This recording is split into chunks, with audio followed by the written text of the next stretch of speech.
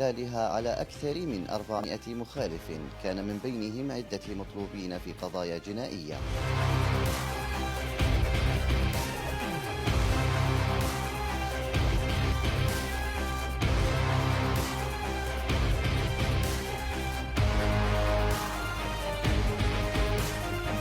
وتم فصل التيار الكهربائي عن المنازل التي كانت ملاذا للمخالفين لإجبار أصحابها بالرجوع إلى الجهات المعنية لينالوا عقابهم جراء تأجيرهم بطرق غير نظامية. جنسيتك؟ جنسية؟ صومالي؟ اثيوبي؟ ايوه. ما في إقامة؟ ما في إقامة. مين هذه؟ حرم حقي. فين ورقة حق نكاح؟ هالكيكة أول في ثاني نفس أصلا. ما في إقامة، أنت وهي ما في إقامة. أخوي ما في إقامة، أنا ما في إقامة. كلكم ما في إقامة. أيوه. مين ساكن معاكم البيت هذا؟ سكن؟ أيوه. سكن ثاني روح وشغل. روح شغل؟ هو عنده حرمة كمان؟ لا أول أيوه في ثاني حرمة. أيوه. في ثاني واحد في إقامة وروح. طيب يلا.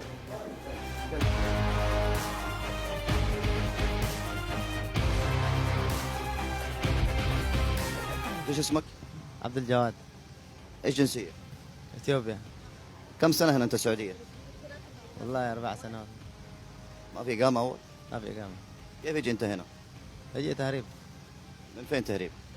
من اليمن. هذا مدام؟ ايوه. هنا زواج ولا هنا؟ لا هنا زواج. كيف يعرف أنت سوي؟ يعني يجي كذا من الصومال بحر وبعد كذا ايوه كنا اثيوبيا.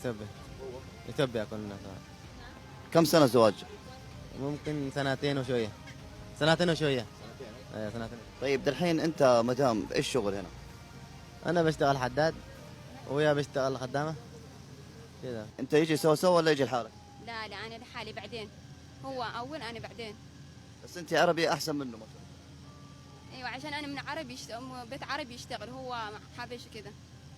أيوة. طيب الحين أنت هو سوا زواج، مين زواجكم؟ هنا كان أخويا كبير. فين أخوك الكبير؟ راح قبل سنة. فين الزواج؟ شيخ كبير قاضي؟ أيوة هنا. الزواج هنا. هذا قسيمة زواج ها؟ أيوة. الإقامة والله من يوم ما الوالد توفى قالوا إن أنا يستنوني إن أنا أكبر، وبعد ما وصل عمري إنه أنا أقدر أنقل عليهم وأهلي ينقلوا علي بدأت الإجراءات. أيوة أنا أكبر واحد. طيب ليش في حالات استثنائية يعني في زي ما قدمت؟ نسوي هذا اللي مكتوب. أنت كم الإقامة ما تجددت؟ والله لا كثير، بس دحين بدأوا هم يعني في ايش اسمه إجراءات وهذه كلها بدأت. كم عدد العائلة عندك؟ 6. كيف مستأجرين؟ من أجركم؟ ترى البيت فيه هويتنا، احنا عندنا هوية، ترى الوالدين توفوا. سبق وذكرت أكثر من مرة المخالف في نظام الإقامة ما هو إلا شخص خالف نظام الإقامة، وتعاملنا معه تعامل حقيقة، وأكدت على زملائي رجال الأمن قبل انطلاق الحملة التعامل الإنساني في عملية القبض، أيضا في عملية ترحيله إن شاء الله وتسليمه إلى جهات الاختصاص. ما نواجه لله الحمد أي صعوبات. لا نأكد دائما وأبدا بأن مخالف نظام الإقامة ما هو شخص صاحب جرم كبير، ولكن خالف نظام الإقامة لأسباب خاصة فيه، فنؤكد دائما بالتعامل والأسلوب الراقي في التعامل معهم حتى يسلموا إلى جهات الاختصاص ويتم إبعادهم عن البلاد.